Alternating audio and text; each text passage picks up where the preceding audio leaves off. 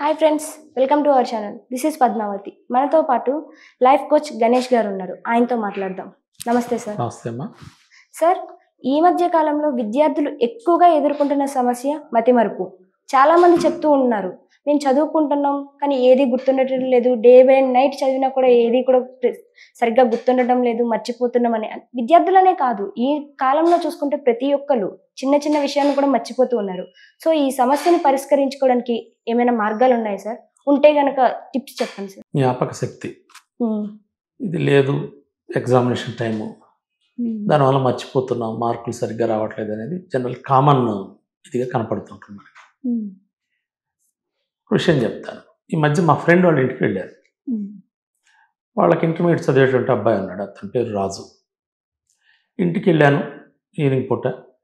వెళ్తే మా ఫ్రెండ్ వాళ్ళ భార్య కాఫీ తెచ్చిచ్చి, అన్నయ్య ఇంతకుముందు అయితే బాగా మార్కులు వస్తుండేవి, ఈ మధ్య ఏందో బాగానే చదువుతున్నాడు కానీ మార్కులు వెనకబడుతున్నాడు, అప్పటికి సరిగ్గా జ్ఞాపకం ఉండట్లేదు అని అంటే సరస్వతి ఆకు సంబంధించినటువంటి కూడా తెప్పించి వాడాం, అయినా కూడా ఫలితం కనిపించట్లేదు. ఎట్లా అన్నయ్య ఇట్లా వీడు మరి ఏం చదివినా కానీ జ్ఞాపకం లేకపోతే ఎట్లా, ఎగ్జామినేషన్స్ దగ్గరికి వస్తున్నాయి అని అడిగింది.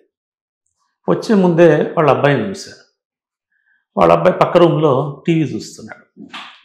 టీవీ చూస్తూ ఏదో చిప్స్ తింటున్నాడు. చిప్స్ తింటూ అతని పక్కన వాళ్ళ ఇంట్లో కుక్క పిల్ల పెంచుకుంటున్నారు. ఆ కుక్క పిల్ల ఉంది, దాన్ని ఉడుతున్నాడు, చిప్స్ తింటున్నాడు, టీవీ చూస్తున్నాడు. మధ్యలో వాళ్ళ ఫ్రెండ్తో ఫోన్లో మాట్లాడుతున్నాడు. ఇది గమనించాను. మనం ఏదైనా విషయాలకు సంబంధించి మనిషికి ఎట్లా నమోదవుతాయి, మైండ్లో ఎట్లా రిజిస్టర్ అవుతాయి, మనకు పంచేంద్రియాలైనా ఇది ఉన్నాయి. కళ్ళు, ముక్కు, నాలుక, చెవులు, చర్మం. ఈ 5 పంచేంద్రియాల ద్వారా వీటిని జ్ఞానేంద్రియాలు అంటారు. ఈ సెన్సెస్ ద్వారానే మనకు జ్ఞానం వస్తుంది. కళ్ళతో చూస్తాం, ముక్కుతో వాసన పీలుస్తాం, నాలుగుతో రుచి చూస్తాం, చెవులతో వింటాం, చర్మం కూడా స్పర్శ ద్వారా అనేక విషయాలు తెలుసుకుంటాం. ఈ 5 పంచేంద్రియాల ద్వారానే మెదడులో అనేక విషయాలు నమోదవుతుంటాయి, రికార్డ్ అవుతుంటాయి, రిజిస్టర్ అవుతుంటాయి. ఇందులో 80%, 80% కళ్ళు తాలూకు సంబంధించినటువంటి రిజిస్టర్ చేసేటువంటి విషయాల్ని మెదడులో 80% కళ్ళు ఆక్యుపై చేస్తాయి. మిగతా 20% వచ్చేటప్పటికి మిగతా జ్ఞానేంద్రియాలు. జనరల్గా అబ్బాయి ఏం చేస్తున్నాడు, ఇందాక చెప్పాను కదా, కళ్ళతో టీవీ చూస్తున్నాడు, నోటితో తింటున్నాడు, ఒక పిల్ల నిమురుతున్నాడు, ఫోన్లో మాట్లాడుతున్నాడు. అప్పుడు ఏమవుతుంది, వేరు పనులు అప్పచెప్పాడు. ఒక్కొక్క దానికి ఒక్కొక్క పని అప్పచెప్పాడు, ఒక్కొక్క జ్ఞానేంద్రియానికి ఒక్కొక్క పని అప్పచెప్పాడు. అప్పచెప్పినప్పుడు ఏమవుతుంది, దేని పని అన్ని ఒకేసారి ఒక 5 రిజిస్టర్ చేయాలి. 5 ఏళ్ళు ఉన్నాయి.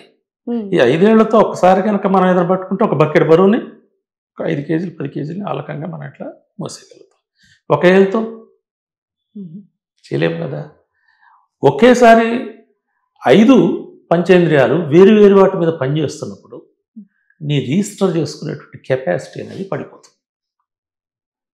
రిజిస్టర్ చేసుకుని నమోదు చేసుకునే కెపాసిటీ పడిపోయినప్పుడు నీకు ఆ విషయాల తాలూకు సంబంధించి జ్ఞాపకం. సినిమా చూస్తూ ఉంటావు తెరని, కానీ కాసేపు అయిన తర్వాత ఏం చూసావంటే సినిమా గుర్తుంటుంది, ఏం తింటున్నావంటే ఏం తిన్నావో తెలియదు. ఒకప్పుడు సినిమా చూస్తూ దాంట్లో లీనమైపోయి ఏదో తింటున్నావు, ఏం తిన్నావంటే తినేది గుర్తుంటుంది.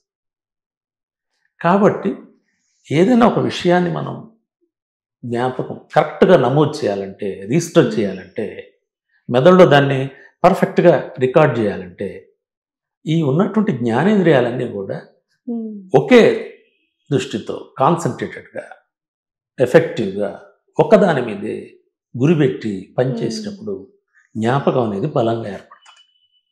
అంటే చదువుకునేటప్పుడు కూడా మనం చదువుతున్నాం, పక్కన జనరల్గా అంటుంటాం, మనం చదువుకునేటప్పుడు పక్క గుళ్ళోనో మసీదులోనో లేకపోతే ఇంకోటి ఏదైనా చర్చిలోనో పెద్దగా ఏదన్నా కార్యక్రమం మైకులు పెట్టేశారనుకోండి, తలుపులు మూసేసుకుని చెవులు మూసుకొని ఇబ్బంది పడుతుంటాం కదా. ఎందుకు? కళ్ళు పనిచేస్తున్నాయి, చదువుతున్నాం, కానీ చెవులు వేరేది రికార్డు వచ్చి దూరిగలాగా లోపల పడుతుంది. దాంతో చదువు సంబంధించి మనకి ఎక్కట్లేదు. అటు వెంటనే తలుపులు వేసేసి ఏం చేస్తాం, ఏ శబ్దం బయట నుంచి రాకుండా నిశ్శబ్దంగా ఉండే చోట మనం కూర్చొని చదువుకోవడానికి ప్రయత్నం చేస్తాం. అంటే మన కాన్సన్ట్రేషన్ లెవెల్స్ పెరగాలంటే మనకు సంబంధించిన ఈ పంచేంద్రియాల్ని కూడా ఒకదాని మీదే కేంద్రీకరించే చేయాలి. అట్లా చేసినప్పుడే కరెక్ట్గా నమోదు అవటం అనేది సాధ్యం అవుతుంది. ఇది ఒక రికార్డింగ్ చేయాలనుకోండి, ఏం చేస్తున్నాం, క్లోజ్డ్ డోర్స్లో రికార్డ్ చేస్తున్నాం.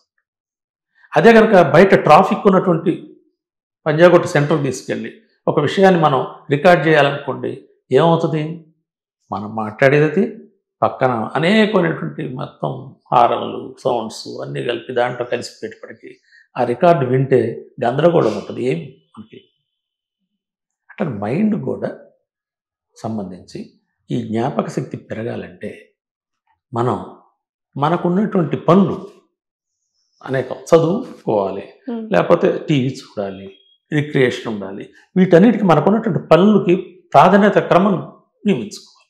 ప్రయారిటీ టీవీ చూస్తూ చదువుతూ తింటూ ఒకేసారి చేయటం వల్ల ఈ చదువు ఎక్కడ, చదువు టైం కేటాయించు. రిక్రియేషన్కి నువ్వు ఎంజాయ్ చేయాలి, సంతోషంగా ఒక సినిమా చూడాలి, మధ్యలో రిలీఫ్ కోసం రిఫ్రెష్ కావాలా, మ్యూజిక్ వినాలా, దాని టైం దానికి ప్రయారిటీ, ఎంత కావాలో అంత టైం దానికి కేటాయించు. అట్లనే మనం ఏదో తినాలనుకున్నటువంటిది కూడా అంటారు ఆస్వాదిస్తూ తినటం అనేది. ఎట్లా, కంటికి ఇంపుగా ఉండటం కోసం రంగులు చల్లుతారా, రకరకాలుగా కలర్ఫుల్గా కేక్ తయారు చేసినప్పుడు ఏదో ఊరికి ఒక శుద్ధ ఇట్లా ముద్ద చేయరు కదా, చాలా అందంగా చేస్తారు, కంటికి ఇంపుగా ఉండాలి. తర్వాత మంచి సువాసన వచ్చేట్టు చేస్తారు, అంటే ఆ వాసన ద్వారా అట్రాక్ట్ అవుతాం. నోట్లో పెట్టుకుంటే రుచిగా ఉండేటట్లు కూడా చేస్తారు. అట్లా ఉన్నప్పుడే దానికి సంబంధించినటువంటి వాల్యూ ఉంటుంది బయట మార్కెట్లో కూడా. అట్లా నువ్వు చేసే పని సంబంధించిన దాంట్లో కూడా ఇది నీవు చదవాలి అనుకుంటున్నప్పుడు ఆ చదువుకు సంబంధించిన దాని మీదనే మొత్తం నీ యొక్క సర్వశక్తులు కూడా కేంద్రీకరించి ఉండాలి. అట్లా ఉన్నప్పుడు మెదడులో ఖచ్చితంగా నమోదై జ్ఞాపక శక్తి అనేటువంటిది ఖచ్చితంగా ఆ నేర్చుకున్నటువంటి విషయం, మనం నమోదు చేసినటువంటి విషయం, రిజిస్టర్ చేసినటువంటి విషయం ఖచ్చితంగా ఫిక్స్ అయ్యి మనకు కావలసినప్పుడు అది వెలికి వచ్చి ఒక మంచి జ్ఞాపకంగా ఆ చదువు మనం నేర్చుకున్న దాన్ని మళ్ళీ ఎగ్జామినేషన్స్లో చక్కగా రాయటం సాధ్యం అవుతుంది.